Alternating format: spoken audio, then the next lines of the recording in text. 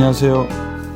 말씀 묵상 이광재 목사입니다. 저희들은 어제 입다가 승리는 하였지만 그 승리하는 과정 속에서 하나님께 대한 신뢰와 또 그 믿음으로 전쟁은 여호와께 속한 것이라는 것을 믿고 그대로 따르기만 하면 됐었는데, 그가 괜한 종교적 열심을 또 내고 그 종교적 열심을 통해서 뭔가 자신이 원하는 것을 이루고자 하는, 어떻게 보면 하나님을 우상 섬기듯이 이방 문화를 따라가던 그러한 일로 인해서 안타까운 딸의 죽음을 경험할 수밖에 없는, 딸의 죽음을 슬퍼할 수밖에 없는 그런 상황을 저희들이 어제 보았습니다.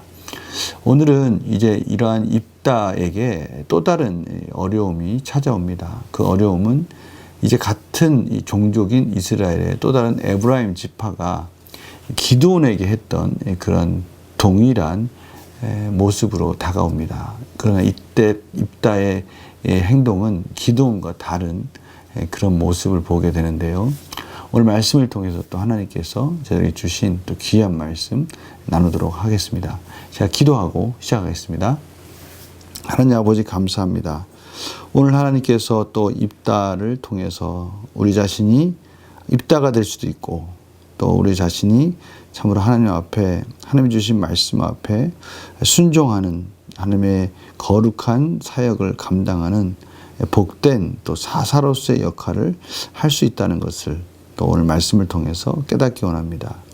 저희들이 하나님께서 가르쳐 주신 이 귀한 말씀을 통해서 예수 그리스도를 바라보게 하여 주시옵시고, 예수 그리스도 안에서 이루신 하나님의 구원을 경험하는 복된 시간 될 수 있도록 인도하여 주시옵소서.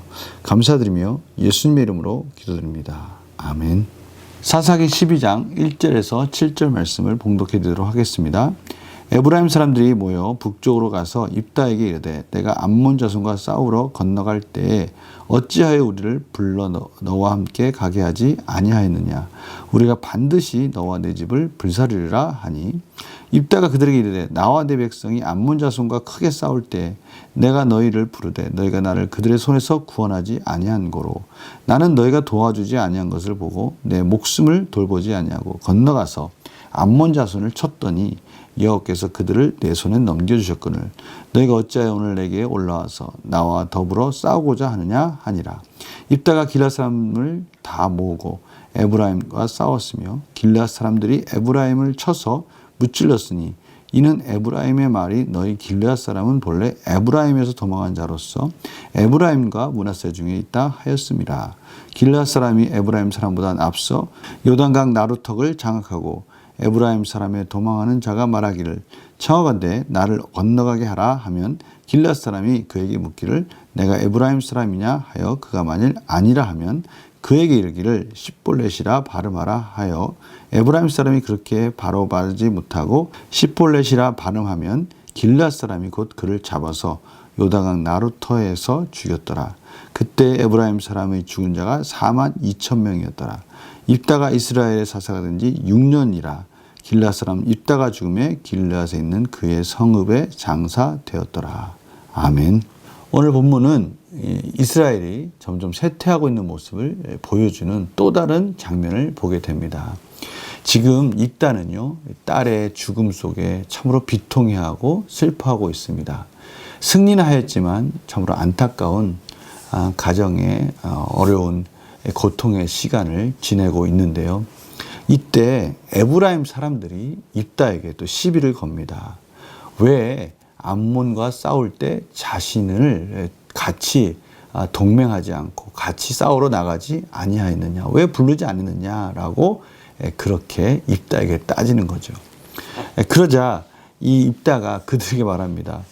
나와 내 백성이 암몬과 크게 싸울 때 내가 너희를 부르지 아니하였느냐? 분명히 도와달라고 하지 않았느냐? 그런데 너희가 그때는 콧방귀 끼고 도와주지도 아니하고, 그래서 내가 정말 목숨 걸고, 참으로 정말 목숨 걸었죠.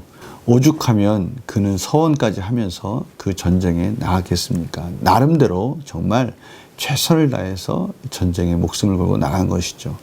그렇게 해서 여호와께서 그들을 나에게 넘겨주셨다.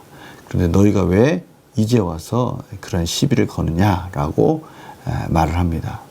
이 모습은 예전에 저희들 기드온을 생각나게 하지 않습니까? 기드온이 전쟁을 할 때 바로 이 에브라임 지파가 동일하게 그렇게 기드온에게 시비를 걸었죠. 그러나 그때 기드온은 참으로 지혜롭게 그것을 대처했습니다. 에브라임 지파를 지켜 세워줬죠. 에브라임 지파가 실질적으로 큰 지파 중에 하나니까 너희들 같이 위대한 지파를 어떻게 나같이 우리와 같은 이런 작은 그러한 가문 가운데 비교를 하느냐라고 이야기를 하면서 그들을 한껏 그들을 세워줌으로 인해서 그 전쟁이 날 수 있는 그런 위기를 지혜롭게 넘겼습니다. 그러나 입다는 그렇지 않았습니다. 지금 가뜩이나 그런 입다의 어려운 상황 속에서 이 에브라임 지파의 시비를 입다가 넘기지 못하고 그 에브라임 지파를 처참하게 또 전쟁 가운데 진멸하는 그런 모습을 봅니다. 동족끼리 싸우는 데까지 이제 이스라엘 백성들이 타락의 길을 가고 있다라는 것을 알 수 있습니다. 에브라임 지파가요 철저하게 무너집니다. 얼마나 또 악랄하게 정말 끝까지 쫓아가서 죽였는지 이 나루턱에서 말을 하게 합니다. 시볼렛, 홍수라는 의미인데요. 시볼렛이라는 히브리 발음을 하게 하고 나서 히브리어 발음을 이 시볼렛이라 하라고 말을 하는데 당시에 이 에브라임 지파는 이 발음을 하지 못하고 시볼렛이라 그렇게 했나 봅니다. 이 시볼렛은 곡식의 이삭의 의미가 있거든요. 의미가 완전히 달라지는 발음 하나를 가지고 의미가 달라지는 것이었죠. 그때 그렇게 발음하지 못하는 정확하게 시볼렛이라고 발음하지 못하는 에브라임 지파의 그러한 한계 약점을 잡아서 모조리 정말 에브라임 지파를 죽이는 이런 비참한 일을 지금 입다가 저지르고 있다는 것을 저희들이 보게 됩니다. 이기고 승리하면 뭐합니까? 같은 종족끼리 또 이렇게 비참한 결과가 빚어지고 있다는 것. 이스라엘이 얼마나 타락하고 있는지, 얼마나 하나님 원하시는 질서와 하나님 나라를 이루어가고 있지 않은 모습인지를 저희들이 볼 수 있게 되는 것이죠. 오늘 그 기간도 짧습니다. 입다가 사사가 된 지 6년밖에 안정과 평화, 샬롬이 이루어지지 않은 것을 보면서 점점 사사는 하나님 원하시는 온전한 순종에서 멀어져 가고 동족끼리는 갈라지고 또 평화의 시간들도 짧아지고 점점 이스라엘 백성들이 하나님이 기뻐하시지 않는 그러한 타락의 길 속에서 쇠퇴해 가는 모습을 저희들이 보게 됩니다. 영구한 묵상 질문을 통해서 오늘 이 장면, 에브라임과 입다가 이 싸움을 하면서 벌어지는 이 비참한 장면들, 이것들을 통해서 우리 삶에 어떻게 적용할지 같이 나누도록 하겠습니다. 길르앗 사람은 왜 도망하는 에브라임 사람을 끝까지 쫓아가서 죽입니까? 입다는 감정적으로 자신이 가지고 있는 힘을 가지고 마치 자신이 왕인 것처럼 이스라엘이 각자의 소견에 옳은 대로 행하는 하나님의 질서가 무너지고 있는 모습을 저희들이 단적으로 볼 수 있는 것입니다. 공동체가 어떻게 파괴되고 있는지를 보는 것이죠. 각자의 소견에 옳은 대로 하나님의 질서와 하나님의 말씀과는 상관없는 그러한 일들이 벌어진다는 것. 이것은 곧 공동체가 와야 된다는 것이고 각자의 갈등들이 점점 깊어지고 있다는 것을 저희들이 알 수가 있는 것입니다. 하나가 된다라는 것, 이것은 하나님의 뜻 가운데, 말씀 가운데 하나가 된다는 것이고요. 하나님 원하시는 비전 가운데 하나가 되는 것입니다. 공동체가 온전히 살아야 그 공동체를 통해서 주시는 하나님의 은혜를 온전히 모두가 다 누릴 수 있는 것이죠. 오늘 이 입다와 에브라임 지파의 이러한 분열의 모습, 하나님의 뜻 안에서 하나 되지 못하는 모습, 각자가 자기들이 원하는 그 뜻대로 이루고자 하는 고집 때문에 갈등으로 인해 비참하게 분열되어 가는 모습, 이런 모습이 우리 삶 가운데 이루어지고 있지는 않은지 저희들이 한번 점검해 볼 필요가 있다는 것입니다. 그 의미가 바로 무엇입니까? 말씀 안에 하나가 되고 있는가라는 것이죠. 오늘 그래서 느낀 점 보면요, 길르앗 사람과 에브라임 사람이 서로의 차이를 인정하지 못하고 서로의 차이, 공동체와 우리 자신 한 사람 한 사람들은 긴밀하게 유기체적으로 연결되어져 있다는 것. 그러기 위해서는 우리 스스로가 공동체 안에서 어떠한 말을 하고 어떠한 배려 속에서 어떻게 살아가야 될지에 대해서 저희들이 깨어 있어야 된다는 것, 분별해야 된다는 것. 오늘 이 부분을 지금 하나님께서 말씀해주고 계십니다. 우리가 지금 이 시대는요, 공동체를 생각할 시대입니다. 공동체가 생명력 있게 하나님의 교회가 살아나야 할 시기입니다. 우리가 공동체 교회를 위해서 무엇을 할 수 있을지 다시 한번 곰곰이 묵상하는 그런 귀한 시간들이 되기를 간절히 축원합니다. 제가 기도하고 마치겠습니다.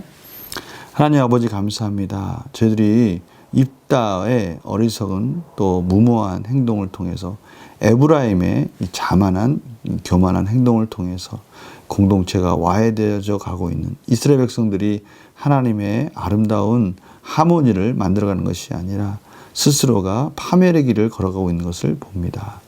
저희들의 삶 속에서 저희들이 속해 있는 공동체 속에서 이러한 모습이 있지는 않은지 저희들이 한번 점검해보는 그런 귀한 시간을 갖게 해주시고 공동체가 살아야 내 자신도 살 수 있다는 것을 깨닫는 그런 은혜가 있기를 간절히 소망합니다. 감사하며 예수님의 이름으로 기도드립니다. 아멘.